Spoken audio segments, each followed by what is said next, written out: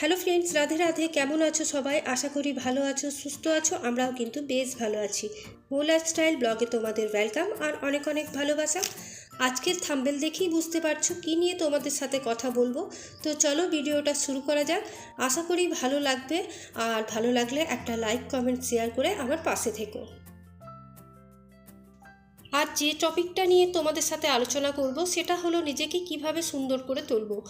আমরা সকলেই সুন্দরের পূজারী। যেদিকেই সুন্দর জিনিস থাকে সেদিকেই আমাদের নজর যায়। সেরকমভাবে আমরা নিজেরাও চাই লোকে আমাদেরকে সুন্দর বলুক, বা নিজেরা যাতে সুন্দর ফিল করি তার জন্য অনেক রকম চেষ্টা করি। আমরা আবার অনেক সময় আমরা সুন্দর না, অন্যর থেকে কম সুন্দর এইরকম তুলনামূলক আলোচনার মধ্যেও পড়ি।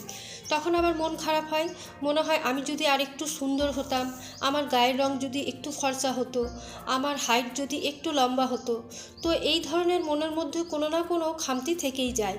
তো এই বিষয়টা নিয়ে আজকে আলোচনা করব তোমাদের সাথে। প্রথমেই মনে রাখবে, আকর্ষণীয় হওয়ার জন্য সুন্দরী, রূপবতী বা খুব যোগ্যতা সম্পন্ন হওয়ার দরকার নেই। আমরা সাধারণ ঘরের সাধারণ স্ত্রী। আমার যেটা মনে হয় সেটা হলো নিজেকে ক্যারি করা। আমরা নিজেকে কিভাবে ক্যারি করছি সেটা দেখতে হবে। কখনো কখনো এরকম হয়, অন্য স্টাইল দেখে বা পোশাক দেখে আমরা অ্যাট্রাকটিভ হয়ে যাই আর কপি করার চেষ্টা করি। মনে হয় ও অন্যের কপি করলে, অন্যের পোশাক মানে অন্য রকম, যেরকম পোশাক পরেছে সেটাতে ও যেমন কমফোর্টেবল আছে আমাকেও হয়তো সেরকমই ভালো লাগবে। কিন্তু অ্যাকচুয়ালি সেটা হয় না।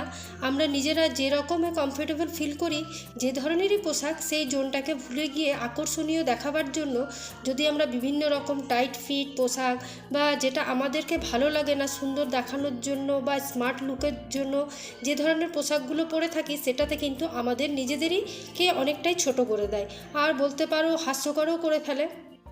তো নিজেকে আমার মনে হয় এমনভাবে ক্যারি করা দরকার যাতে করে আমার কমফোর্টেবল থাকি, কনফিডেন্স প্রকাশ পায়। আর পোশাক যেটাই পরে থাকি কনফিডেন্স থাকাটা দরকার। ওয়েস্টার্ন পোশাকও আমরা পরতে পারি, কিন্তু সেটাকে কনফিডেন্সের সাথেই পরতে হবে।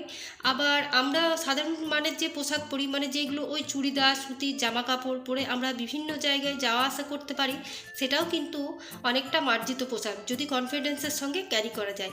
সেই রকমই পোশাকের সঙ্গে নিজের ফেসিয়াল এক্সপ্রেশন, নিজের মুখের যে ভাবভঙ্গি, সেটাও কিন্তু অনেকটাই নিজের ক্যারেক্টারের উপর রিফ্লেক্ট করে। তোমাদের মুখে যদি সবসময় হাসি ভাব থাকে বা ভুরু কোঁচকানো স্বভাব থাকে, তাহলে কিন্তু এই দুই রকম মানুষের যতই দেখতে সুন্দর হোক না কেন, দু রকম মানুষের আকৃতি দুরকম হয়ে যায়। সেটা মানুষের চোখে মোটেও আকর্ষণীয় হয় না। মন যদি সুন্দর বা সরল হয় না, সেটা দেখবে চোখে মুখে প্রকাশ পায়। নিজের মনের মধ্যে কোনো রকম জটিলতা বা হিংসা এই ধরনের চিন্তাধারাগুলো না রেখে সরলভাবে থাকলে বা সুন্দর মনের মানুষ হলে, সেটা তাদের কিন্তু চেহারার মধ্যে প্রকাশ পায়। সুন্দর মন থাকলে সুন্দর চেহারার দরকার হয় না। তুমি যতই সুন্দর হও, কিন্তু তোমার মনে যদি কুঁতে ভরা থাকে, কিন্তু সেই সুন্দরতা রেখে কোনো লাভ নেই। এরপর যেটা বলবো, নিজের মধ্যে কনফিডেন্স রাখো। এমন মানুষের সাথে মেশে যারা তোমাকে কনফিডেন্স দেবে, এনকারেজ করবে, যারা তোমাকে বুঝবে, তোমার মানে ভাবকে কাজকে অনুপ্রেরণা জগাবে বা তোমাকে ভরসা জগাবে, তাদের সঙ্গে থাকুন। আর যে সমস্ত নেগেটিভ মানুষ সবসময় নেগেটিভ কথাবার্তা বলে, তাদের থেকে দূরে থাকাই কিন্তু ভালো। ভালো মানুষের সাথে থাকার চেষ্টা করা, যারা তোমাকে এগিয়ে নিয়ে যাওয়ার চেষ্টা করবে, তোমার কাজকে বুঝবে, ফিল করবে, তোমার খিল্লি ওড়াবে না, সে এইরকম মানুষের সাথে মেশা কিন্তু অনেক ভালো। আমি এই ইউটিউব চ্যানেল খোলাতে অনেকেই অনেক রকম কথা, অনেকেই হাসাহাসি হয়তো হয়েছে, অনেক কুমন্তব্যও করেছে। তো সেইগুলো কিন্তু আমি কোনোদিনই পাত্তা দিইনি। আবার এটাও শুনি যে আমার চ্যানেল দেখলে হয়তো আমার ভিউজ বেড়ে যাবে, আমি তাড়াতাড়ি টাকা পেয়ে যাও। তার মানে এটা একটা, জানো তো, হিংসা। মনে রাখবে, সে তোমার কোনোদিনও ভালো চায়নি আর আগেও চাইবে না। দেখো না, অনেকেই জানাচ্ছে না মানুষ যারা আমাদের চ্যানেলকে সাবস্ক্রাইব করে রেখেছে, হয়তো মানে অর্ধেক মানুষ বেশি হয়তো সময় পায় না, কাজের চাপে থাকে। আর অনেক মানুষ কিন্তু আমাদেরকে দেখে, কিন্তু তবুও কিন্তু কেউ একটা লাইকও করে না, কমেন্ট তো বাদেই দাও। আর যখনই দেখবে, মানে ওরা হয়তো ভাবে যে একটা লাইক আমি হয়তো সেলিব্রিটি হয়ে যাব। তো তার মধ্যে কিন্তু এরকম মানুষ তুমি 100-এর মধ্যে 75% হয়তো এরকম মানে আছে যারা তোমার ভালো চায় না, আর 25% যারা আছে তারা কিন্তু তোমার পাশে থাকে। যদি তুমি মানসিক দিক থেকে স্ট্রং থাকো, দেখবে তাহলে শারীরিক থেকেও অনেকটাই স্ট্রং। মনে জোর রাখো, সাহস রাখো, মনকে সুন্দর রাখো, তাহলে তুমি নিজেই সুন্দর।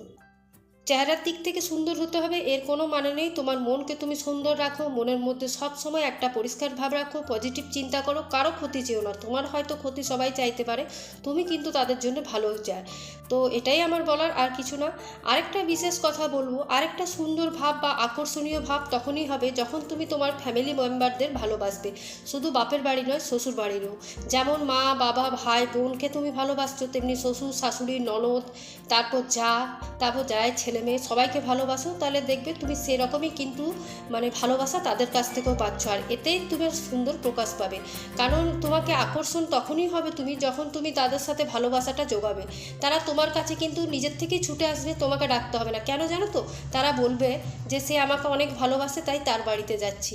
তো এই জিনিসটা কিন্তু সবার পক্ষে সম্ভব নয়, আর সবাই পায়ও না। তো এই জিনিসগুলো অনেকের ক্ষেত্রে অনেকে করে না, অনেকে দেখে না। হয়তো বাপের বাড়ির লোককে দেখে, শ্বশুর বাড়ির লোককে দেখে না, আবার শ্বশুর বাড়ির লোককে দেখে তো বাপের বাড়ির লোককে দেখে না। তো এই ক্ষেত্রে অনেকেই তোমার ঝামেলাও হয়ে থাকে, অনেক কিছুই হয়ে থাকে, সেগুলো তাদের পার্সোনাল ব্যাপার। কিন্তু আমি বলবো মনকে সুন্দর রাখো, ভালো থাকো, সবাইকে ভালোবাসো, দেবে তুমি নিজেই সুন্দর আর আকর্ষণীয় হয়ে গেছো, আর কিছু না। তো ব্যাস এইটুকুই আমার বলার ছিল। আর ভিডিওটা যদি ভালো লাগে অবশ্যই একটা লাইক কমেন্ট শেয়ার করে আমার চ্যানেলের পাশে থেকো, আর অবশ্যই কমেন্ট করে মতামতগুলো তোমাদের জানিও। হয়তো আমি একটু কিছু বেশিই বললাম বা কমও বললাম, আর যদি কোথাও ভুল বলে থাকি তো আমাকে ক্ষমা করো। আর এখন দেখো এখানে আমি কতগুলো টিপসও তোমাদের সাথে ছোটোখাটো শেয়ার করে দিলাম। তো এই যে পলিথিনগুলো থাকে না, তো দোকান থেকে জিনিস আনা হয়তো এগুলো আমরা বেশিরভাগ কিন্তু ফেলেই দিই। আমি কিন্তু ফেলি না, আমার তো টুকিটাকি কাজে লেগেই যায়। সেই জন্য এরকম যখনই জিনিস আনি তখনই কিন্তু এইরকম ভাঁজ করে করে আমি রেখে দিই পলিথিনগুলো। আর এই তো পুরনো আমাদের টিফিন বক্সগুলো বাচ্চাদের থাকে, ওই রকম বক্স তো ছোটোর থেকে অনেকই রাখা আছে, তো ওই বক্সের মধ্যেই কিন্তু আমি রেখে দিই। যখন কাউকে কিছু দেওয়ার থাকে বা কেউ যদি কখনো পলিথিন চায় তখন কিন্তু দিতে সুবিধা হয়। আর এখন মোটামুটি অনেক কাজই হয়ে গেল, দেখতেই পেলে তোমাদের সাথে কথা বলতে বলতে আমার কিন্তু ঘরের সমস্ত কাজ আজ কমপ্লিট হয়ে গেছে। আর আজকে ভাবলাম এই যে জলের জায়গাটা একটু ভালোভাবে পরিষ্কার করে নিই। এগুলো তো প্রতিদিন হয়ে থাকে না, কারণ জল রাখা থাকে আর ওঠানো হয় না, আর মাঝে মাঝে তোমার একটু মানে কুড়েমি ভাবও প্রকাশ পায় তার জন্যে। তো যাই হোক, আজকে ভাবলাম জলের জায়গাটাকে উঠিয়ে একটু পরিষ্কার করে নিই। আর আমাদের এখানে জল যেটা আসে না, প্রচণ্ড নোংরা আসে। তুমি যদি ফিল্টার করে না খাও না তো সেই জলটা কিন্তু আর খাওয়া যাবে না। আর চলো এখন এটা একটু ধুয়ে নিই। আর সব কাজ তো আমার হয়েই গেছে। আর এদিকে এখনও রান্নাবান্নাও কিন্তু আজকে আমার কমপ্লিট করে নিয়েছি। আজকে ভেবেইছিলাম যে কমের মধ্যে রান্নাবান্না করে তারপর আমি ঘরগুলো পরিষ্কার করব। তো তাই সেই রকমই রান্নাবান্না সেরকম আজকে আর কিছু করিনি। ওই তোমার খিচুড়ি করেছিলাম, আর তার সাথে আলু ভাজা আর বেগুন ভাজা আর পাঁপড় ভাজা। আর এখন দেখলাম যে আর আমার কোনো কাজ নেই, ব্যাস স্নানটা করব। তো তার জন্যে এখন তোমার আমি রান্নাঘরটাকেও পরিষ্কার করে নিচ্ছি। আর সময় কিন্তু একটা খুব বেশি হয় না, সময় এখন তোমার ওই 11টা মতন বাজে। তো তাই এখন রান্নাঘরটাকেও পরিষ্কার করে নিচ্ছি।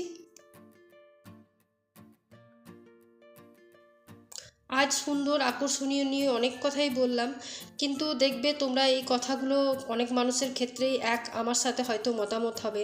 মন সুন্দর হলে কোনোই সুন্দরতা দরকার হয় না, সব থেকে আগে সুন্দর হচ্ছে মন। মন যদি তোমার সুন্দর তো সবই সুন্দর।